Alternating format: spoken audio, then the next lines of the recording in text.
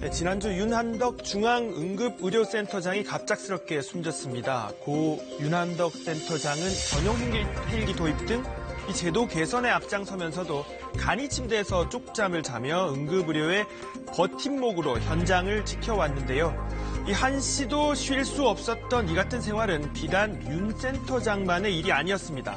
과로로 위협받고 있는 의료계 현장을 따라가 봤습니다.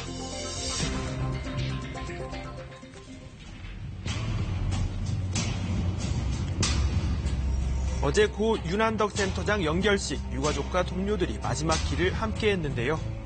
닥터 헬기 도입을 위해 함께 힘써왔던 오랜 동료 이국종 교수는 생명이 꺼져가는 환자를 싣고 갈 때 손을 잡아주실 것으로 믿는다며 창공에서 뵙자는 추도사를 남겼습니다.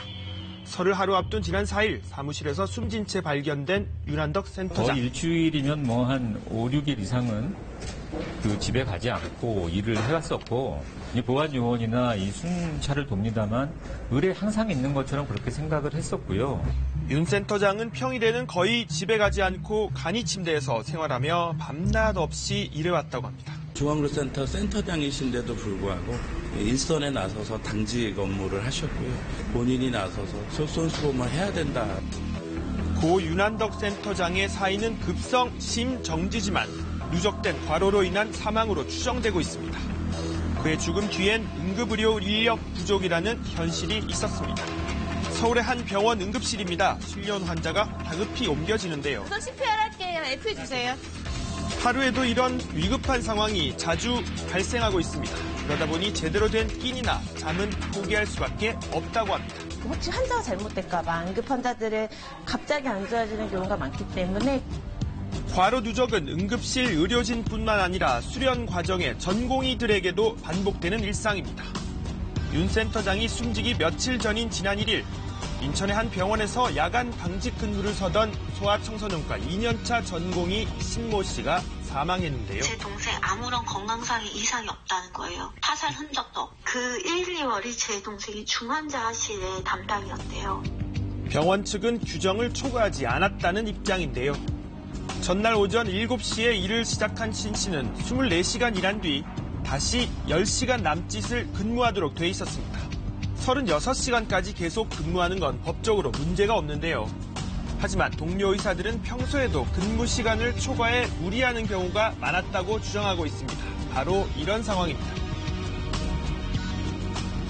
근무가 아니어서 프리 라운딩을 못 돌았다 할 경우에는 우리 애가 아픈데 왜 주치의선이 안 오냐 컴플레인을 하고 실제로 근무가 아닌데도 불려 나간 적도 있고. 그 동생 너무 바빴어요. 그 외의 시간에 처방한 기록만 162건이가 막 있어요. 처방한 얘가. 핸드폰에서 손을 못 대요. 중간중간 이렇게 계속 확인하고. 영화나 드라마에서나 봐왔던 이 전공의들 과연 어느 정도의 과로에 시달리고 있을까요?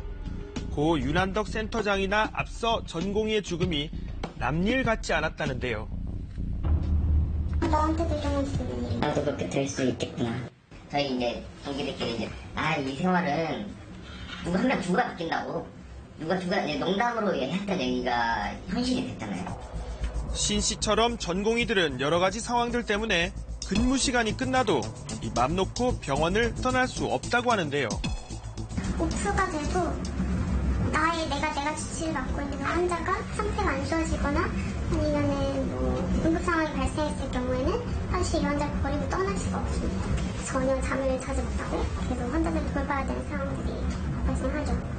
전공이라는 위치 자체가 수련하는, 그러니까 근로자로서의 위치도 있지만 피교육생이라는 위치, 이중적 지위를 가지고 있거든요. 전공의의 최대 근무 시간은 주당 88시간.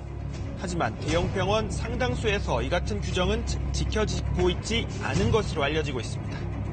연속 당직을 서면 11시간 보장해야 하는 휴식도 현실에선 거의 불가능하다고 합니다. 1초도 못 쉰 경우도 있었고요. 물 한 잔 마실 밥은 당연히 못 먹고. 문제는 이처럼 의료진에게 과로가 쌓일수록 그 피해는 고스란히 환자들에게 돌아갈 수밖에 없다는 건데요.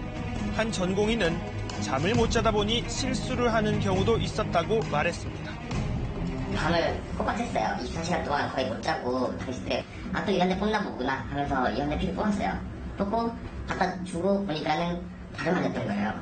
응급 상황이나 중환 상황에 놓여 있는 곳일수록 사실은 빠른 판단과 빠른 처치와 정확하게 이렇게 치료가 들어가야 하는데 24시간을 밤샘을 계속 그렇게 일하다 보면 당연히 판단이 흐려질 수밖에 없고 의료진과 환자의 안전을 모두 지킬 수 있는 대안은 없는 걸까요? 인력의 문제가 아니라 분배의 문제라고 볼 수 있거든요.